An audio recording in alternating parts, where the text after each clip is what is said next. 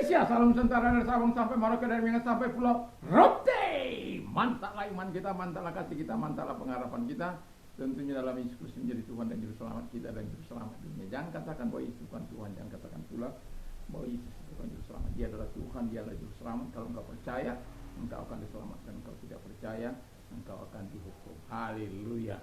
Yohanes 3 ayat 36. Yohanes 14 ayat yang ke-6, Yesus berkata, akulah jalan dan kebenaran dan hidup, tiada seorang sampai kepada Allah kalau tidak melalui aku. Dan Petrus dalam Kisah Rasul 4 ayat 12 mengatakan, dan keselamatan tidak ada dalam siapapun juga selain dalam Dia, karena di bawah kolong langit ini tidak ada nama lain yang diberikan kepada manusia yang olehnya kita diselamatkan. Mantap. Yohanes 3 ayat 16 berkata, karena begitu besar kasih Allah akan dunia ini sehingga ia mengaruniakan anaknya yang tunggal, supaya setiap orang yang percaya kepadanya tidak binasa, melainkan beroleh hidup yang kekal. Dengan hati percaya, engkau dibenarkan, dengan mulut mengaku, engkau diselamatkan. Roma 10 ayat 9 dan 10. Dan saya mengucapkan selamat pagi, dan semoga semangat dari Tuhan senantiasa memenuhi kita dalam menjalani hari ini. Doa dan harapan saya, kekuatan Tuhan, kekuatan Roh Kudus, kekuatan firman, kekuatan doa, kekuatan iman menyertai setiap hidup kita, sehingga takut akan Tuhan dan ketaatan penuh kepada Dia dapat kita laksanakan dalam kegiatan kita dari pagi sampai malam. Kiranya Tuhan Yesus memberkati kita. Dan sebelumnya mari kita berdoa. Terima kasih Tuhan, biarlah kami hidup untuk Tuhan selamanya. Dalam nama Haleluya. Amin. Saya akan membacakan firman Allah dalam surat Petrus 2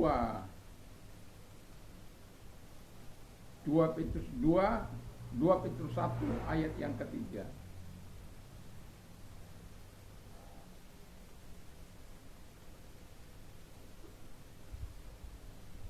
Demikian bunyi firman Allah, karena kuasa ilahinya telah menganugerahkan kepada kita segala sesuatu yang berguna untuk hidup yang saleh oleh pengenalan kita akan Dia yang telah memanggil kita oleh kuasanya yang mulia dan ajaib. Haleluya.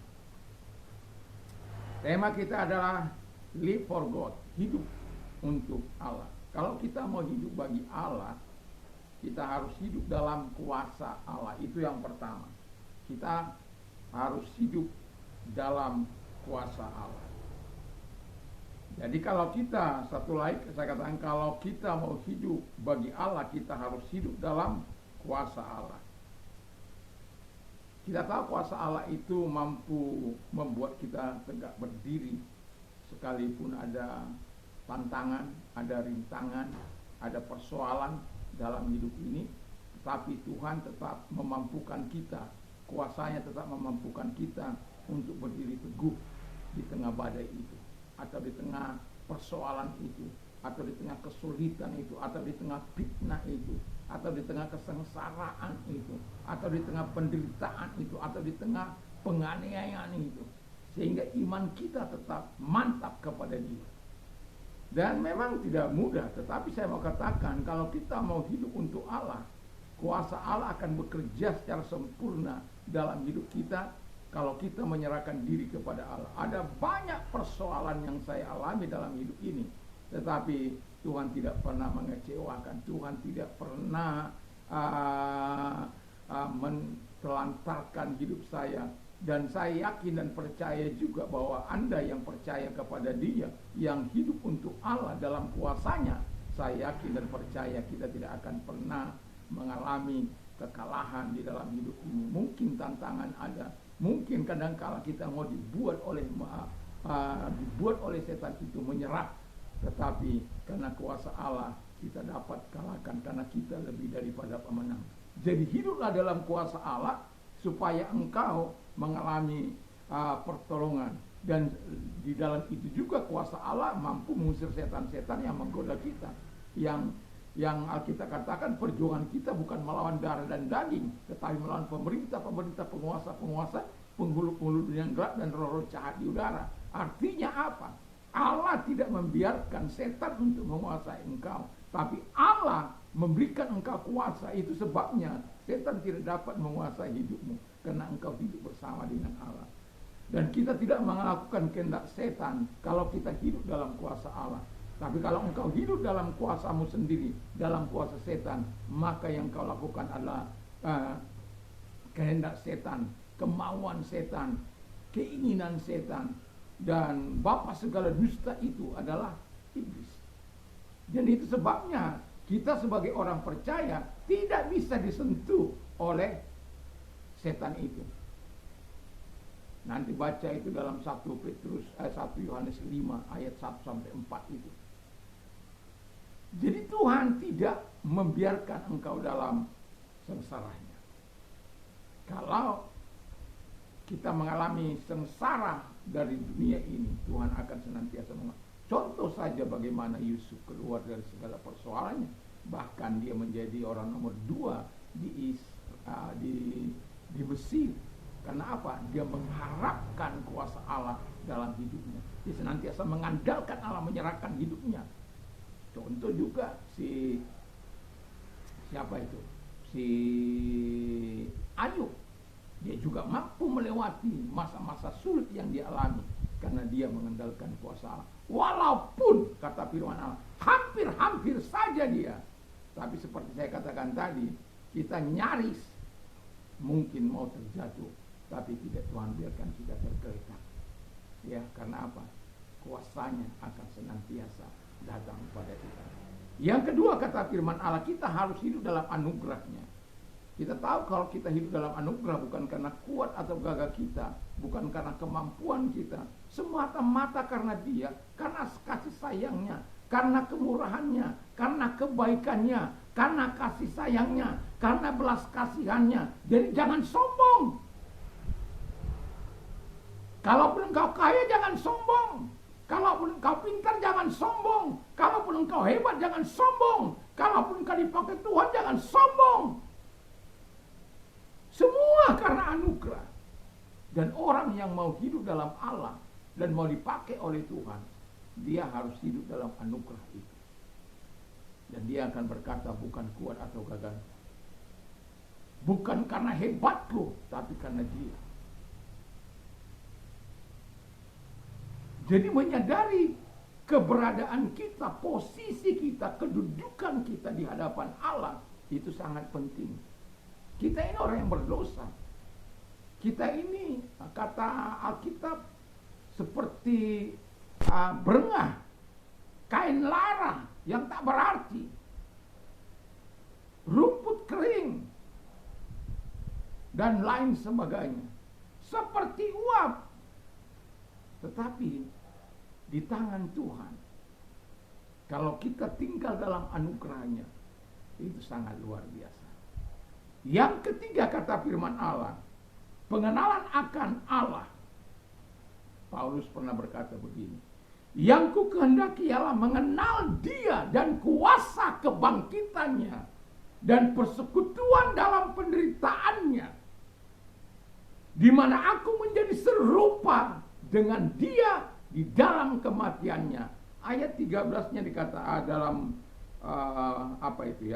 Filipi 3 ayat 10-nya.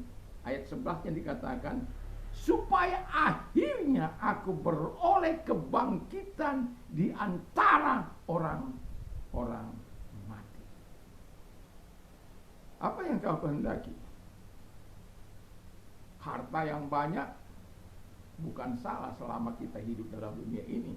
Tetapi kalau harta itu menjadi tujuan kita untuk mengenal Allah, kita cinta Tuhan, kita mengasihi Tuhan karena Tuhan memberkati kita. Lalu ketika Tuhan tidak memberkati kita, kita murka. Bukan. Yang ku kehendaki ialah mengenal Dia. Alkitab yang kita baca juga pengenalan akan Dia. Supaya apa? Kita semakin cinta, semakin mengasihi Dia, semakin dalam dan dalam dan dalam di dalam kasih kita kepada Dia. Dan Dia semakin semakin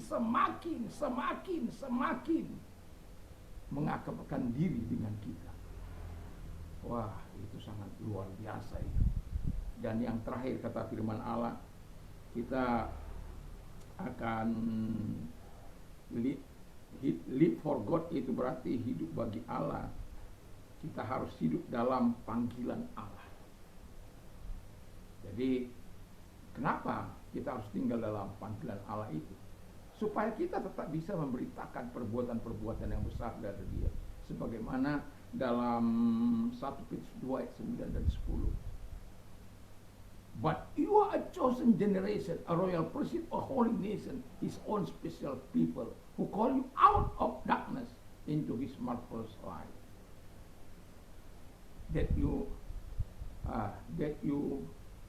may praise.